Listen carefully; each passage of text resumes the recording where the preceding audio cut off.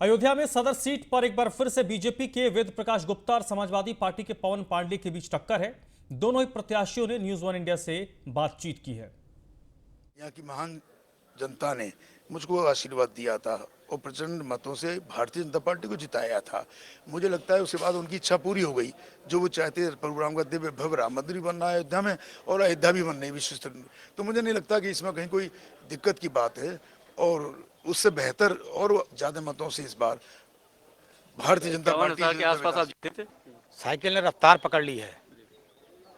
कमल की पंखुड़ी कहाँ कहाँ उड़ जाएगी पता नहीं चलेगा। 5 साल जनता को लूटा है, ठगा किया है, किसान व्यापारी मारे गए हैं, जनता का उत्पीड़न हुआ है।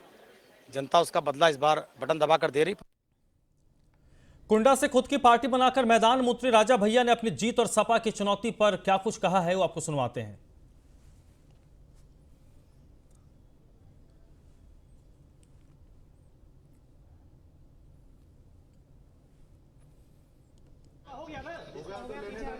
आगे वाले को भैया हो गया था वोट डाल दिया उन्होंने नहीं देखो आप अगर हो गया आगे साइड जाओ सर आगे से साइड नीचे कर लो प्लीज बस बस मेरा लाइफ पर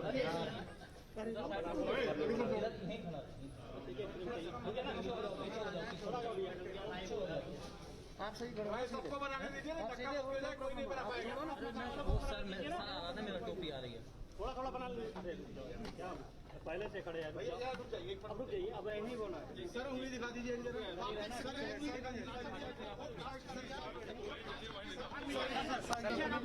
आगे वाले पीछे साइड हो जा। कुंडा में सिर्फ चुनौती है अपने मार्जिन को तोड़ना और वो तोड़ेंगे। हर बार रिकॉर्ड तोड़ना ये कुंडा की परंपरा है। वो परंपरा का निर्वहन कुंडा की जनता फिर करने जा रही है। लेकिन कुंडा में सिर्फ चुनौती है अपने मार्जिन को तोड़ना और वो तोड़ेंगे। हर बार रिकॉर्ड तोड़ना ये कुंडा की परंपरा है। वो परंपरा का निर्वहन कुंडा की जनता फिर करने जा रही है। प्रतापगढ़ के रामपुर खास विधानसभा सीट से कांग्रेस प्रत्याशी आराधना मिश्रा ने क्या कुछ कहा है वो आपको सुनवाते हैं। रामपुर खास की जनता ने हमेशा इतिहास रचा है, इसका नाम ही रामपुर खास है। तो इतिहास रचा है और इतिहास रचेगी रामपुर खास के मुख्य मुद्दे जो कांग्रेस पार्टी ने लगातार प्रियंका जी की लीडरशिप में उठाए हैं, किसानों के मुद्दे हैं, नौजवानों के यूथ के मुद्दे हैं, महिलाओं की सुरक्षा के मुद्दे हैं और महंगाई। ये मुद्दे लेकर के हम जनता के बीच में गए और हमें पूरा भरोसा है कि उत्तर प्रदेश की जनता अब की कांग्रेस पार्टी पर विश्वास रखेगी। रामपुर खास की जनता ने हमेशा इतिहास रचा है, इसका नाम ही रामपुर खास है। तो इतिहास रचा है और इतिहास रचेगी रामपुर खास के मुख्य। सिद्धार्थनगर जिले में केंद्रीय सहकारिता राज्य मंत्री वीएल वर्मा ने न्यूज वन इंडिया से बातचीत की है। इस वक्त हमारे साथ मौजूद है केंद्र सरकार में सहकारिता राज्य मंत्री वीएल वर्मा जी, जो आज सिद्धार्थनगर जिले में आए हैं और यहाँ से कपिलवस्तु प्रत्याशी के पक्ष में वो लोगों के बीच में जाएंगे और उनसे वोट की अपील करेंगे। सर, पहले तो आपका न्यूज़ वन इंडिया में स्वागत है। धन्यवाद। सर, आज आप सिद्धार्थनगर आए हैं, यहाँ से एक प्रत्याशी श्याम धनी राही, आप उनके पक्ष में वोट के लिए आए हैं। सर, क्या मुद्दे, किन मुद्दों को लेकर आप उनकी जनता के बीच में जाएंगे और उनसे वोट की अपील करेंगे? सिद्धार्थनगर में कल आया था, कल मैं सोरठगढ़ में था, आज कपिलवस्तु रहूँगा और कल बांसी रहूँगा। और ये सिद्धार्थनगर मेरे लिए नया नहीं है। 2017 में भी पार्टी ने मुझे भेजा था, तब हम 5 सीटें यहाँ की कपिलवस्तु, सोरठगढ़, बांसी, इटवा और डुमरियागंज सभी हम जीते थे। 2019 में पार्टी ने फिर भेजा था, तो माननीय जगदम्बा पाल जी के लिए हमने सांसद यहाँ से जिता करके यहाँ की जनता ने भेजा था और आज फिर कल से मैं यहाँ पर हूँ। मैं कह सकता हूँ कि जिस तरह से उत्तर प्रदेश सरकार ने और केंद्र की सरकार ने काम किए हैं और प्रदेश की सरकार ने गुंडे माफियाओं को ठीक करने का काम किया है और हमने जन कल्याणकारी योजनाओं के माध्यम से नीचे तक बिना किसी भेदभाव को देने का काम किया है, इससे सिद्धार्थनगर ही नहीं पूरे उत्तर प्रदेश की जनता भाजपा के साथ है और हम सिद्धार्थनगर की 5 सीट फिर से 2017 की तरह से जीतना चाहते हैं, जीतेंगे। आंदोलन कर रहे हैं, कभी पश्चिम बंगाल से ममता बनर्जी को लेकर आते हैं, अखिलेश यादव पूरे देश के लोगों को भी लेकर आ जाएं, तब भी वो 2017 रिपीट कर लें, बहुत बड़ी बात है। लेकिन भाजपा 2017 रिपीट करेगी और 300 पार करके प्रचंड बहुमत की सरकार बना लेगी। वर्मा जी ने कहा, साफ तौर पे कहना है कि केंद्र में मोदी और प्रदेश में योगी सरकार ने यहाँ के जनता के लिए बहुत कुछ किया है और हमारा ये दावा है कि भाजपा इस बार फिर 300 पार करके ही उत्तर प्रदेश में सरकार बनाएगी। हालांकि ये आने वाले वक्त में देखने को मिलेगा कि वर्तमान समय में यहाँ उत्तर प्रदेश में किसकी सरकार बनती है। Saddam Khan, news one India, Siddharth. Kaushambi जिले के चायल विधानसभा के भरवारी कस्तूरबा गांधी इंटर कॉलेज के पोलिंग बूथ पर न्यूज़ वन इंडिया ने स्थानीय लोगों से बातचीत की है। लोगों के रिएक्शंस क्या है, लोगों की प्रतिक्रिया क्या है, वो आपको हम सुनवाते हैं। आज 5वें चरण का मतदान हो रहा है उत्तर प्रदेश में। इस वक्त हम लोग चायल विधानसभा के भरवारी में हैं, जहां एक पोलिंग बूथ में, कस्तूरबा पोलिंग बूथ में है। आइए कुछ लोग हैं जिनसे हम लोग बात करें।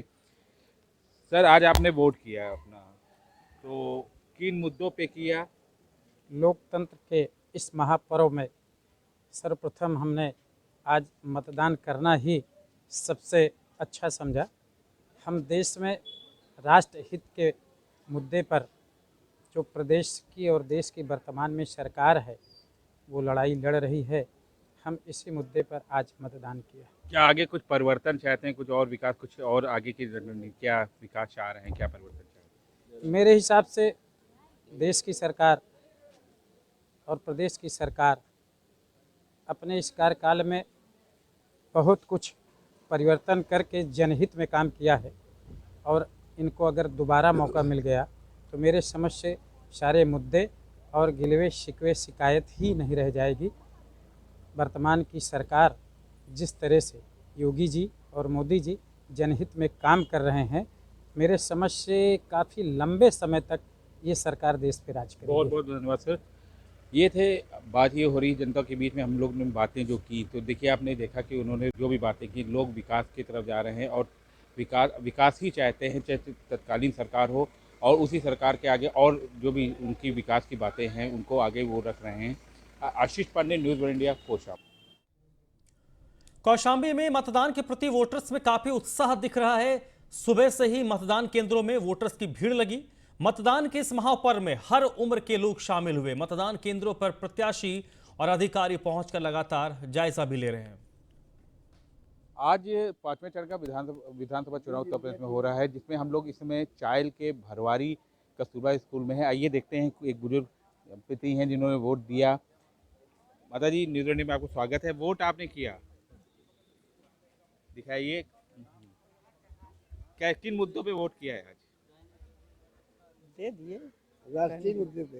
राष्ट्रीय मुद्दे क्या? भाई देश की सुरक्षा चाहिए, देश की आज़ादी चाहिए, भ्रष्टाचार मुक्त चाहिए। बहुत रहा किसी ने, आप बुजुर्ग होकर के भी आए मतदान पे, कोई तकलीफ हुई आपको मतदान? नहीं, कोई तकलीफ नहीं, आराम से मतदान हुआ। ये थे बुजुर्ग दंपति जिन्होंने आज मतदान किया। ये कुछ लोग और भी हैं जिन्होंने मतदान किया। अब आज आपने मतदान किया, किन मुद्दों पे किया? विकास कैसा रहा आपकी मतदान, कैसे आप मानते हैं? किसी तरह की कोई समस्या नहीं, कोई समस्या नहीं, बढ़िया मतदान रहा।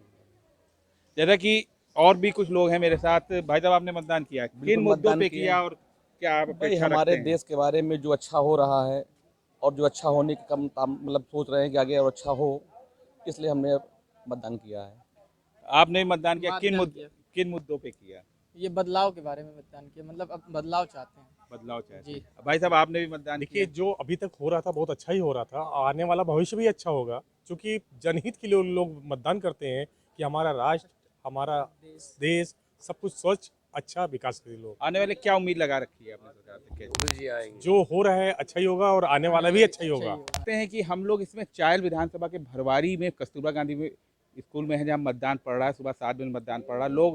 काफ़ी लोगों में उत्साह है, बुजुर्ग हों, युवा हों, सभी लोग आके मतदान कर रहे हैं और शाम को 6 बजे तक मतदान करेंगे। Ashish Pandey, news one India, Kaushambi.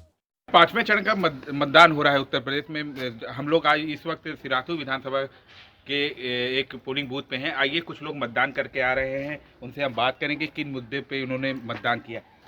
आज आपने मतदान अभी किया? बिल्कुल, ये मतदान किया।